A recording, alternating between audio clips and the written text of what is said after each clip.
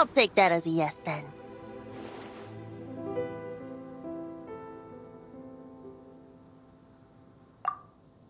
Ah, finally, you're here! Do you have a message for me from someone by any chance? There's not a single prophecy about you in that dictionary. That's what you were about to say, right? Oh? One moment then. Your curiosity seems as strong as ever, Barbeloth. Alas, my future will have to remain absent from your dictionary. The wind may be happy to let dandelions trace its form and have poets sing it into verse, but to be contained is hardly its nature. So, dear Barbeloth, please do set your pen down. Words heard on the wind are not meant to be recorded on the page. If you're truly interested in this legend, allow me to fashion it into a poem. I'll be sure to share it with you ladies at our next tea party. Barbeloth has always been a reasonable person, and I believe she heard my request. As such, our conversation should be free from interruptions for now. Wait, Barbeloth was listening in just now? Paimon didn't notice a thing! Well, she is a Hexenzirkel mage. They all have quite a few tricks up their sleeves. Still, you noticed right away and even got her to leave us alone. Doesn't that make you the real master at cards here? Given the various practical factors at play, I'd call myself a master with limits. There you go, being all secretive again. Well, anyway, there wasn't a single thing about you in that dictionary. You being here is enough.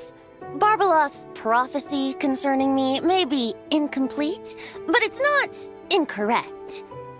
There's something I need to do, and I could indeed use your help. Trusty as always. In that case, could you play a song with me later? Yep, that's all. But don't worry, this isn't a performance to decide the fate of some consequential event. It's just a duet between friends. The last time I played this song, the howling gale was my sole audience, and the notes scattered in all directions, leaving only fragments of the melody behind. But now, with a friend like you by my side, why should the wind alone bear witness to this music?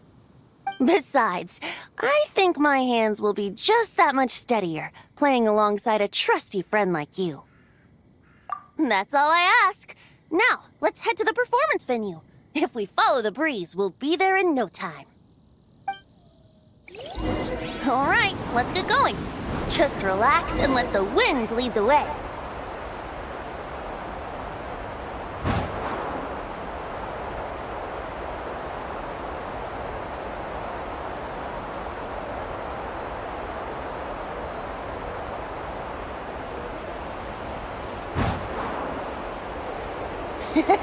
No need to hold your breath. In and out. Easy does it. I let the birds know we would be coming, so we won't run into them.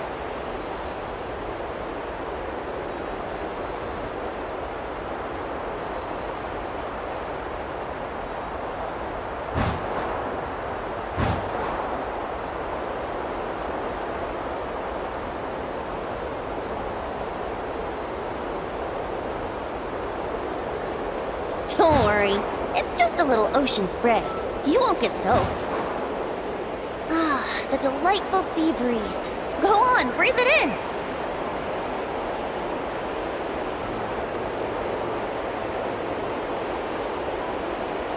We're almost there.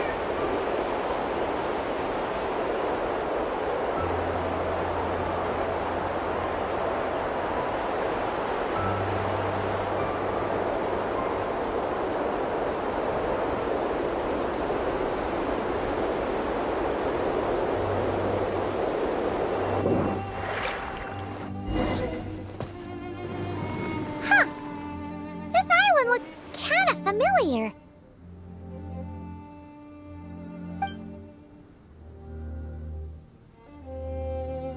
Not always.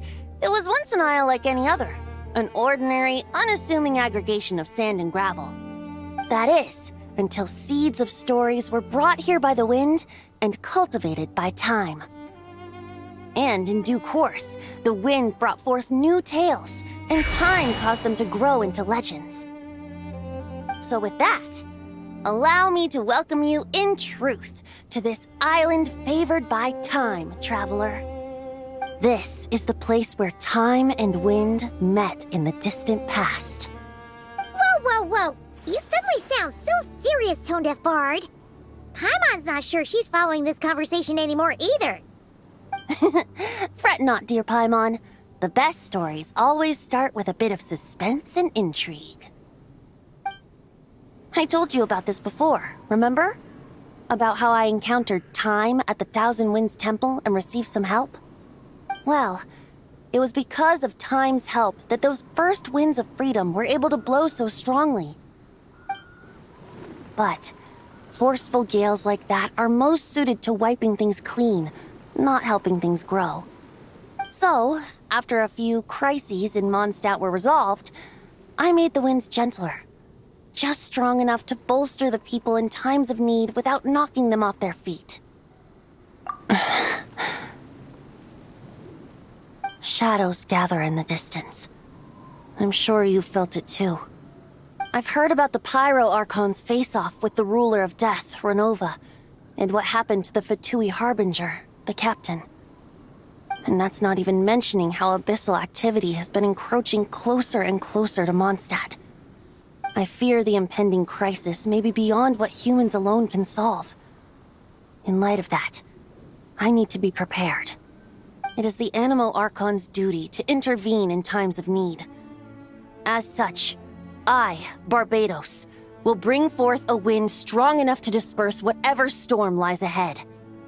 But if I whip up a gale of such strength in Mondstadt City, it would just turn the place upside down. Clothes, hats, the flowers that rest on people's balconies. That's why I chose to do it here. The place where I once offered an ode to time. Who knows? Perhaps time shows this island special favor precisely on account of my lovely, lovely music. Wait, so is this place really that special? It sure doesn't look like it. There's a tide that ebbs and flows, and a bunch of birds that come and go.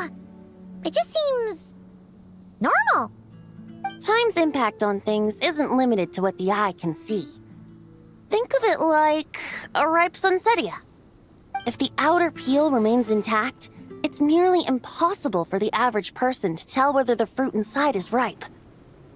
But even the tiniest hole in said peel will cause the fruit to rot, starting from that spot. Nestled in the hands of time, not one blemish marks this island's peel. Thus, time's influence on its very essence remains hidden to all.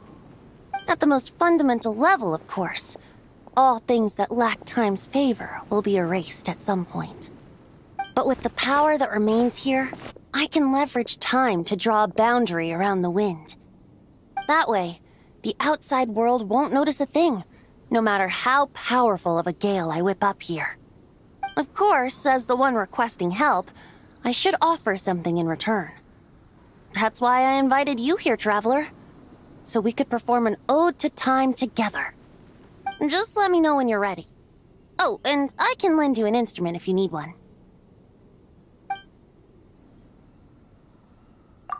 Great. Let's get started.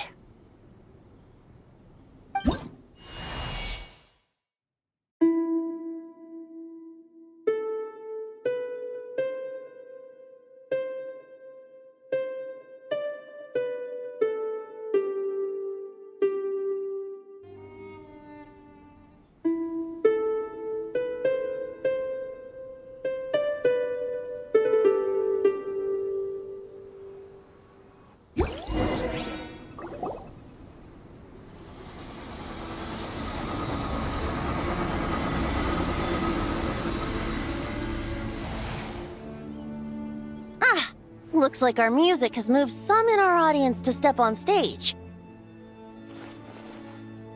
But that's against concert rules, so let's usher them out.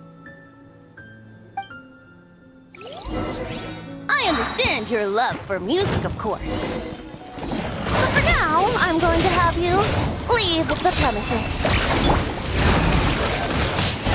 Take off. Letting brave names echo! Beware the creatures of the night. Observe. All right, that should do it.